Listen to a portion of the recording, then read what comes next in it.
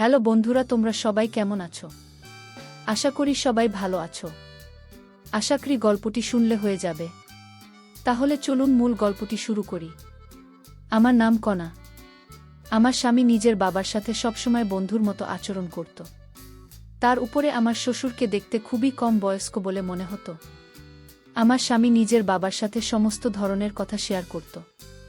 আমার স্বামী আমার সমস্ত ছবি আমার শ্বশুরকে দিয়েছিলেন। আমার শ্বশুর খুবই অদ্ভুত টাইপের মানুষ। তিনি আমার সাথে বন্ধু হওয়ার চেষ্টা করতেন। আমি যখনই আমার স্বামীর কাছে শ্বশুরের ব্যাপারে নালিশ করতাম তখন ও আমাকে বকে দিত আর বলতো আমার বাবা খুবই ভালো মানুষ। আর এই ভাবনাটাই আমার স্বামী সবচেয়ে ভুল ছিল। এই ভাবনাটা একদিন আমার শ্বশুর আমার সাথে এমন কিছু করে যার ব্যাপারে শুনলে বন্ধুরা তোমাদের মাথাটা নষ্ট হয়ে যাবে। আমি একটা মিডল ক্লাস ফ্যামিলি মেয়ে। আমাদের ফ্যামিলির সবাই খুব সংস্কারী, তাই আমিও খুব সংস্কারী ছিলাম। আমি কখনো কোনো কারণে বাড়ি থেকে বের হতাম না। সবসময় আমি আমার পিতামাতার সাথে বাড়ি থেকে বাইরে বের হতাম। আমরা 4 বোন আর 2 ভাই ছিলাম। সমস্ত ভাই বোনের মধ্যে আমি বড় ছিলাম, তাই বিয়ের নম্বরও আমার প্রথমে এলো। আমি খুব বেশি সুন্দরী হওয়ার কারণে যেখানে যেতাম সেখানেই কেউ আমাকে দেখলেই পছন্দ করেনি তো, কেননা আমি খুব সিম্পল ভাবে থাকতাম। কখনোই বেশি মেকআপ করতাম না। মেকআপ ছাড়াও আমাকে দেখতে খুব সুন্দর লাগতো। লোকজন বলতো, যখন তোমার বিয়ে হবে আর তুমি পুরো মেকআপ করবে, তখন তুমি এক টুকরো চাঁদের থেকে কম লাগবে না। আমি সবসময় স্বাভাবিক ড্রেস পরে থাকতাম। বাড়ির লোকেরা কখনোই আমাদের মেয়েদের খুব বেশি স্বাধীনতা দেয়নি, আর না তো কখনো আমাদের ফ্যাশন ড্রেস পরতে দিত। আমি সবসময় সাধারণভাবে থাকতাম। যদি কখনো কোথাও যেতাম সবসময় নিজের বাবার সাথে যেতাম। কিন্তু বাড়িতে একটা জিনিস খুব ভালো ছিল যে আমার বাবা আমার সমস্ত স্বপ্ন পূরণ করেছিল। আমাদের বলার আগেই সমস্ত জিনিস আমাদের ঘরে এসে যেত। আমি আমার এই ছোট আর সিম্পল লাইফে খুব খুশি ছিলাম। আমি কখনো কোনো ছেলের সাথে প্রেম করিনি, কেননা আমি এই টাইপের মেয়ে না। আমি সব সময় নিজের কাজ নিয়ে থাকতাম। এখন আমার বয়স 20 বছর হয়ে গেছে, আর আমার বাবা মা সিদ্ধান্ত নিলেন যে তাড়াতাড়ি করে আমার বিয়ে দিয়ে দেবেন। আমার বাবা মা আমার জন্য এমন একটা সম্বন্ধ দেখছিলেন যা আমাদের মতো সিম্পল হবে। তার সাথে সাথে আমাদের ফ্যামিলির সাথে মিলে আমার বাবা মায়ের কথা ছিল, ছেলের পড়াশোনা জানার সাথে সাথে দেখতে স্মার্ট হতে হবে। কেননা আমার বাবা মা চাইতেন না যে আমার বিয়ে এমন কোনো ছেলের সাথে হোক যে দেখতে ভালো নয়, তার না তো বেশি পড়াশোনা জানে। কেননা এর আগে আমার জন্য অনেক সম্বন্ধ এসেছিল, কিন্তু আমি পড়াশোনা করছিলাম বলে বাবা মা আমার বিয়ে দেননি। এখন যদি আমার বিয়ে কোনো যেমন তেমন ছেলের সাথে হয়, তাহলে লোকের নানান কথা শুনতে হবে। তারা বলতো যে মেয়ের জন্য যখন ভালো ভালো সম্বন্ধ এসেছিল তখন মেয়ের বিয়ে দিলে না, আর এখন যেমন তেমন ছেলের হাতে নিজের মেয়েকে তুলে দিলে। আমার জন্য এক সেরকমই ছেলের সময় এলো। ছেলে অনেক পড়াশোনা, হাই ক্লাস 5, ওদের নিজস্ব বিজনেস, আর ওদের অনেকগুলো বাড়িও ছিল, আর ওদের ফ্যামিলিতে শুধুমাত্র ওর বাবা ছাড়া আর কেউ নেই। এই সব বন্ধ এলে আমার বাবা মায়ের এসব বন্ধ খুব পছন্দ হয়, কেননা ছেলের ফ্যামিলিতে বেশি লোক নেই। আর এই সময়টা এত ভাল ছিল যে না করার কোনো কারণই ছিল না। আর ছিল যখন আমার ছবি দেখে তখন সে আমাকে পছন্দ করেনি। আমার বিয়ে পাকা হয়ে গেল, আর কিছুদিন পরেই বিয়ে হয়ে শ্বশুরবাড়িতে এসে গেলাম। শ্বশুরবাড়িতে কোনো মহিলা নেই, আর শুনেছিলাম যে আমার স্বামী তার বাবার সাথে খুব ফ্রেন্ডলি ছিল, আর দুজনে নিজেদের মধ্যে এমনভাবে থাকে যেন তারা দুজন বেস্ট ফ্রেন্ড। দুজনেই নিজেদের মধ্যে একে অপরের সমস্ত কথা শেয়ার করতে। আমার শাশুড়ি অনেক বছর আগেই মারা গিয়েছেন, যদিও আমার শ্বশুরকে দেখতে খুবই স্মার্ট, আর তাকে দেখে মনে হতো না যে আমার স্বামী তার ছেলে, যেন মনে হতো আমার স্বামীর বড় দাদা। আমার স্বামীর নাম আসলাম। তাকে আমার খুব পছন্দ হয়েছিল, কেননা সে নিজের বাবার মতো খুব স্মার্ট ছিল। আমার শ্বশুর সবসময় সেজেগুজে থাকতেন। তিনি ছেলের কারণে দ্বিতীয় বিয়ে করেননি, কারণ তিনি মনে করতেন তার দ্বিতীয় স্ত্রী তার ছেলেকে নিজের মায়ের মতো ভালোবাসা দিতে পারবে না। সেই কারণেই তিনি আর বিয়ে করেননি। আমার স্বামীর ব্যবহার খুব ভালো। সে বিদেশে থেকে পড়াশোনা করত। পড়াশোনা শেষ হওয়ার পরে সেখানে শহরে নিজের ব্যবসায় চালায়। যখন বিয়ে হয় আমি শ্বশুরবাড়িতে এলাম, তখন দেখলাম আমার শ্বশুর আমার সাথে খুব ইয়ার্কি ফাজলামি করেন। আমার শ্বশুর কাজের জন্য বেশিরভাগ সময় গ্রামেই থাকতেন। শুনেছি তার একটা বাংলো আছে। তার শ্বশুর সেই বাংলোতেই থাকতেন। এদিকে আমার স্বামী ঢাকা শহরের বাড়িতেই থাকত। যখন আমার শ্বশুরের মন হতো তখন এখানে এসে থাকতেন, আর যখন মন চাইতো তখনই ঘর বাংলোতে থাকার জন্য চলে যেতেন। আমার স্বামী আমাকে নিয়ে খুব খুশি ছিল। সে বলতো, আমি জানতাম না যে এত সিম্পল আর সংস্কৃতি বা মেয়ে আমার জীবনে আসবে। সে তো বিশ্বাসই করতে পারত না যে আজকের যুগে এতটা সংস্কারী আর সিম্পল মেয়ে এখনও আছে, কেননা মডার্ন যুগ আর সব মেয়েরাই এই যুগে নিজেকে মডার্ন বানিয়ে রাখতে চায়। কিন্তু আমার স্বামী বলতো, তুমি যত সিম্পল থাকতো সুন্দর লাগে, তোমার সিম্পলই তোমার সৌন্দর্যের পরিচয়। আমার শ্বশুর আমাদের বিয়ে উপলক্ষে ঢাকায় এসেছিলেন। বিয়ের 7 দিন পরেই শ্বশুর আমার স্বামীর হাতে হানিমুনে যাওয়ার জন্য ইউরোপের টিকিট ধরিয়ে দিন। আমার স্বামী শ্বশুরের সারপ্রাইজ পেয়ে খুব খুশি হয়। এরপরে আমরা ফ্রান্সে হানিমুনে চলে এলাম। এখানে যখন আমরা এলাম, আমি আমার শ্বশুরের ফেসবুক পেজ চেক করে দেখলাম তার অনেক ফলোয়ার, যার মধ্যে বেশিরভাগ নিয়ে। তার এত ভালো ভালো ছবি আপনি ছিল যে তাকে দেখে কেউ বলতে পারবে না যে উনি একজন বয়স্ক মানুষ। এত ইন্টারেস্ট থেকে আমি অবাক হয়েছিলাম। এত বয়স হওয়ার পরেও তার হাবভাব 25 বছরের যুবক ছেলেদের মতো। কিন্তু আমি ভাবছি, তিনি যদি এরকমই হন তাহলে বিয়ে করেননি কেন? আমার স্বামী এটাও বলতো যে বাবা মার দেখাশোনা খারাপ করতে চাইতেন না বলে তিনি বিয়ে করেননি। আর সত্যি আমার শ্বশুর নিজের ছেলের খুব খেয়াল রাখতেন। এই কারণেই আমার স্বামী নিজের বাবাকে খুব বেশি ভালোবাসতেন। আমার শ্বশুর নিজের ছেলেকে দুনিয়াতে সমস্ত খুশি দিয়েছিলেন। আমার স্বামী তাকে যা বলতো তিনি সে রকমই করতেন। কিন্তু হানিমুনে থাকার সময় আমি একটা জিনিস লক্ষ্য করেছি যে আমার স্বামী আমার যত ছবি তুলেছেন তার সমস্তই তার বাবাকে শেয়ার করত। আর আমার এই ব্যাপারটা খুব অদ্ভুত লাগত। ইউরোপে আমি মডার্ন টাইপের ড্রেস পরতাম যাতে কোথাও না কোথাও গিয়ে আমার শরীরও নজরে আসত। এই জায়গায় এরকম সমস্ত লোকই এরকম জামাকাপড় পরত আর যে যার মতো থাকত।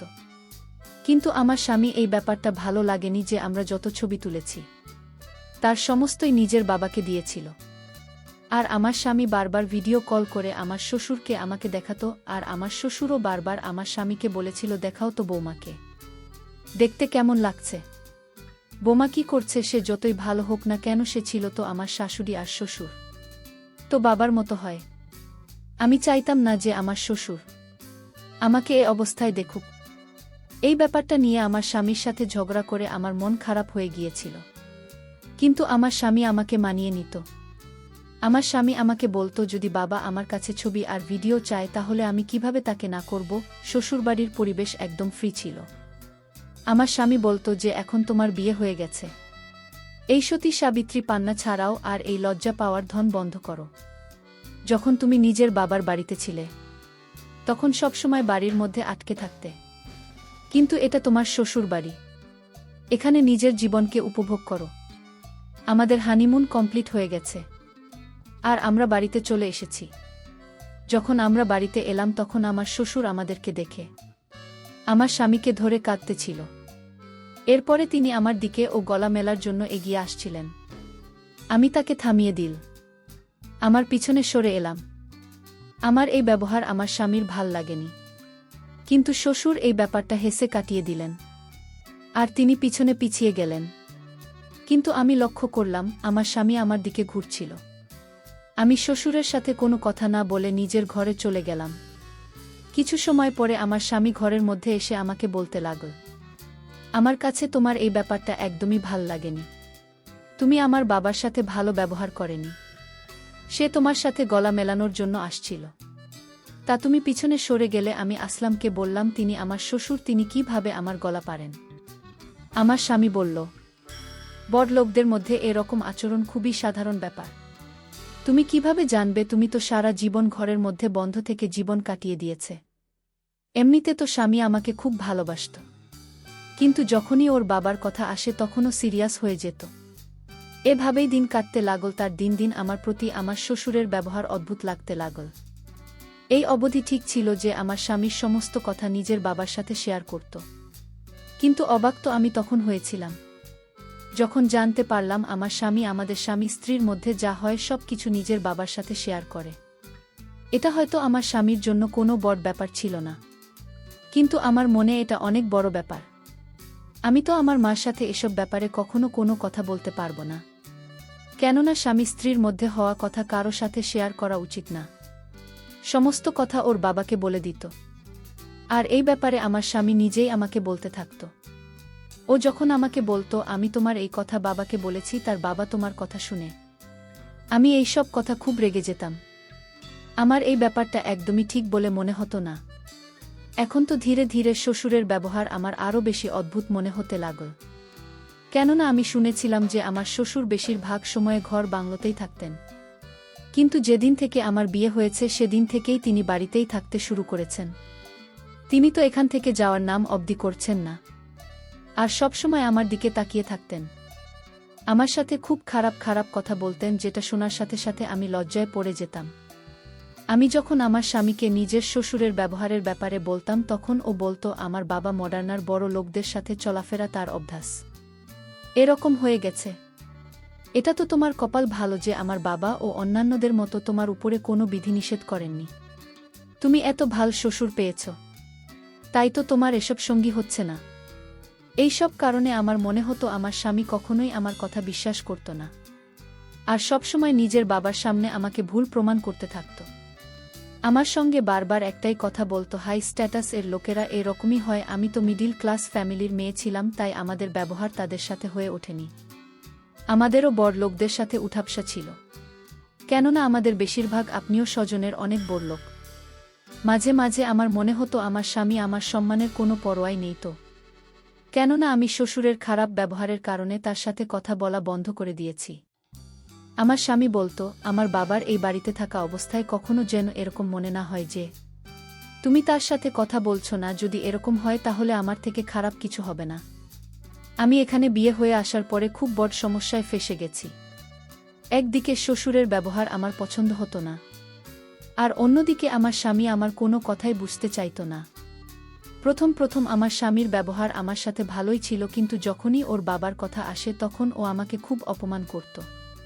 একদিন তো আমরা একটা অনুষ্ঠানে গিয়েছিলাম, আর ওখানে তো আমার শ্বশুর সমস্ত সীমা পার করে দিয়েছিলেন। আমার শ্বশুর নিজের বন্ধুদের সঙ্গে আমার পরিচয় করালো। আমার শ্বশুরের বন্ধুরাও তার মতোই পুরো যুবক দেখতে। আমার শ্বশুর বারবার নিজের বন্ধুদের সাথে আমার পরিচয় করাতো। আমার এসব একদমই পছন্দ হচ্ছিল না। তাই আমি আমার স্বামীকে বললাম যে, দেখো, তোমার বাবা তার বন্ধুদেরকে বারবার আমাকে দেখাচ্ছেন, নিজের বোমাকে নিজের বন্ধুদের দেখাতে। আমার স্বামী বলল, শুরু হয়ে গেল। সে বলল, কনা প্লিজ, তুমি পুরনোদের চিন্তাধারা থেকে বের হব। আমরা প্রথমবার বিয়েতে এসেছি, কিন্তু আমাকে চেনে না, আর তাই তো বাবা সবাইকে তোমাকে চিনিয়ে দিচ্ছেন। আমি আমার স্বামীকে যায় বলতাম না কেন, ওর কানে আমার কথা ঢুকত না। আমার এখন ভিতরে ভিতরে ভয় করতে শুরু করেছে, কেননা আমি বুঝতে পারছি যে আমার সামনে নিজের বাবাকে যতটা ভালো মনে করি তিনি সেরকম একদমই না। তখনকার উদ্দেশ্য বদলে যায়, আমরা বুঝতেও পারি না। একদিন আমার স্বামী বলল, কাজের কারণে তাকে একদিনের জন্য শহরের বাইরে যেতে হবে। আমি আমার স্বামীকে বললাম, আমাকে তোমার সাথে নিয়ে চলো। আমি বাড়িতে একা থেকে কি করব? আমার স্বামী বলল, আমি লোকদের সাথে মিটিং করতে ব্যস্ত থাকব, তাই তোমাকে সময় দিতে পারবো না। আমি বললাম, তাহলে তুমি আমাকে আমার বাবার বাড়িতে রেখে এসো। অনেক দিন হয়ে গেছে, আমি আমার বাবার বাড়িতে যাইনি। যখন তুমি ফিরে আসবে তখন আমাকে নিয়ে এসো। কিন্তু আমার স্বামী আমার এই কথাতে রাজি হলো না। তার বল, এখন তোমার বাবার বাড়ি শ্বশুর বাড়ি, এটাই শুধু একদিনের তো ব্যাপার, আর বাড়িতে বাবা থাকবে তোমার খেয়াল রাখার জন্য। আমি মনে মনে ভাবলাম, আমার সবচেয়ে বেশি তোমার বাবাকে নিয়ে, কেননা কখনো কখনো কথায় কথায় আমার শ্বশুর আমার সাথে সেলফি তুলতে চাইতো। আমি আমার শ্বশুরের উপরে খুব বেশি বিরক্ত ছিলাম। মনে মনে চাইতাম সে যেন তার ঘর বাংলাতে চলে যায়। কিন্তু যখন থেকে আমার বিয়ে হয়েছে তখন থেকেই তিনি ঘর বানাতে যাওয়া ছেড়ে দিয়েছেন। আমার স্বামী মনে করত যে আমার শ্বশুর আমার খেয়াল রাখবে, কিন্তু আমি শ্বশুরকে নিয়ে বেশি ভয় পেতাম। আমার মনে হতো যে আমি তার বৌমা নয়, তার কোনো গার্লফ্রেন্ড যাকে সে বিয়ে করতে চায়। কিন্তু আমি পরিষ্কার শব্দে আমার স্বামীকে বলতে পারছিলাম না, কেননা আমি জানতাম যে আমার স্বামী আমার প্রতি বিরক্ত হয়ে যাবে। আর তাই আমার স্বামীকে এ ব্যাপারে কিছু বললাম না। স্বামী আমাকে রেখে শহরে চলে গেলেন। এইদিকে আমি আর আমার শ্বশুরবাড়িতে। আমার মনে মনে অনেক ভয় হতে শুরু করল। আমি রাতের খাওয়া দাওয়া শেষ করে নিজের রুমে ঘুমাতে গেলাম। আমি রুমের দরজা ভিতর থেকে নল করে ঘুমিয়েছিলাম। রাত যখন একটা বাজে তখন আমার রুমের দরজায় নক করল। আমি বুঝতে পারছিলাম এটা শ্বশুর আব্বাই ছাড়া আর কেউ না। আমি রুমের ভিতর শুয়েছিলাম। আমি যখন শ্বশুরের ডাকে সাড়া দিইনি, তখন শ্বশুর আব্বা জোরে জোরে দরজায় নক করতে থাকে। আমার ভয় সারা শরীর কাঁপতেছিল।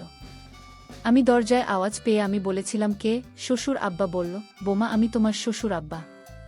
দরজাটা একটু খোল। দরকার ছিল। আমি আর রুমের দরজা না খুলে পারলাম না। আমি রুমের দরজা খুলে দিলাম। শ্বশুর আব্বা তখন আমার রুমে ঢুকল। আমি বললাম, শ্বশুর আব্বা, এত রাতে আমার রুমে কেন আসলেন? শ্বশুর আব্বা বললেন, কেন, তোমার রুমে আসতে কি আমার মানে আছে? শ্বশুর আব্বা বলল, বোমা, আজ বাড়িতে কেউ নেই। আমি এতদিন যে মনের ভিতর আশা লালন পালন করে যাচ্ছি, আজ তা পূরণ হবে। আমি বললাম, কিসের আশা? আপনি এসব কি বলছেন? আপনি ভুলে গেছেন আমি আপনার বোমা। আপনি নিজের স্থানে থাকুন, আমার স্থানে আসার চেষ্টা করবেন না। তাহলে আপনার ছেলে বাড়িতে আসলে কিন্তু আপনার সমস্যা হবে। শ্বশুর আব্বা একটা হাসি দিয়ে বললেন, তুমি আমার ছেলেকে সত্যি কথাটা বললেও সে বিশ্বাস করবে না। এই কথা বলতে আমি শ্বশুর আব্বাকে একটা জোরে ধাক্কা মেরেছি। শ্বশুর আব্বা দেওয়ালে গিয়ে চাপ খেল। সুরের মাথায় আঘাত লাগে। আর এই সুযোগে আমি বাড়ি থেকে পালিয়ে চলে আসলাম। যে বাড়িতে বোমার কোনো মান সম্মান থাকে না, আর সেই বাড়িতে আমিও থাকব না। তারপর আমি শ্বশুরের সমস্ত কিছু উল্লেখ করে স্বামীর কাছে পাঠিয়েছিলাম। আর আমি তাকে ডিভোর্স লেটারটাও পাঠিয়ে দিলাম। আমি বুঝতে পেরেছিলাম আমার সংসার এই ঘরেই হবে না। কারণ যে শ্বশুর আর স্বামীর মধ্যে কোনো পার্থক্য নাই, বোমাকে স্বামীও পেতে চায়, আবার শুরু পেতে চায়, এটা কোনোভাবে সম্ভব ছিল না আমার পক্ষে। কারণ আমার মা বাবা এই ধরনের শিক্ষা আমায় দেয়নি। প্রিয় বন্ধুরা, গল্পটি ভালো লাগলে অবশ্যই কমেন্ট করে জানাবেন। আর নিয়মিত এমন আলাদা স্বাদের গল্প শুনতে ভিডিওটিতে লাইক এবং চ্যানেলটিকে সাবস্ক্রাইব করে সাথেই থাকুন। আর হ্যাঁ, নোটিফিকেশন বেলটি অল করে রাখবেন, যাতে পরবর্তী গল্প সবার প্রথমে আপনাদের কাছে পৌঁছে যায়। ধন্যবাদ বন্ধুরা, ধন্যবাদ সবাইকে।